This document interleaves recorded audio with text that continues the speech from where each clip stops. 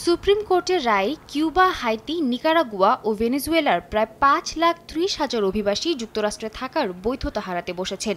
Biden আমলে চালু হওয়া মানবিক প্যারোল কর্মসূচির মাধ্যমে এসব অভিবাসী অস্থায়ীভাবে যুক্তরাষ্ট্রে বসবাস ও কাজ করার সুযোগ পেয়েছিলেন। ট্রাম্প প্রশাসন এই কর্মসূচি বন্ধের উদ্যোগ নিলে তা ফেডারেল আদালতে আটকে যায়, যা এবার সুপ্রিম কোর্টের রায়ে বাতিল হলো। এই রায়ের পরদিনই পররাষ্ট্র মন্ত্রণালয়ের এক নির্দেশনায় জানানো হয়, হার্ভার্ড বিশ্ববিদ্যালয়ের সঙ্গে সংশ্লিষ্ট সব বিদেশি নাগরিকের ভিসা আবেদন অতিরিক্ত যাচাইয়ের আওতায় আসবে। তাদের অভিযোগ, বিশ্ববিদ্যালয়টি ক্যাম্পাসের সহিংসতা ও ইহুদি বিদ্বেষ আটকাতে ব্যর্থ হয়েছে। তবে প্রেসিডেন্ট ট্রাম্প বলেন, হার্ভার্ডের সঙ্গে বিরোধ চললেও তিনি চান বিদেশি শিক্ষার্থীরা যুক্তরাষ্ট্রে পড়তে যাক।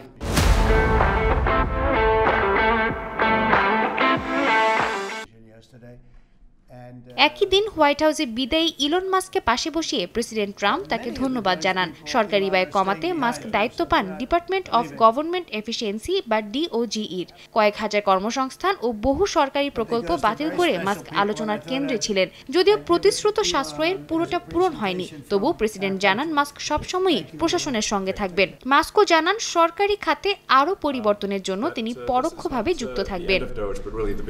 সাদিয়া তাসনিম, সময় সংবাদ।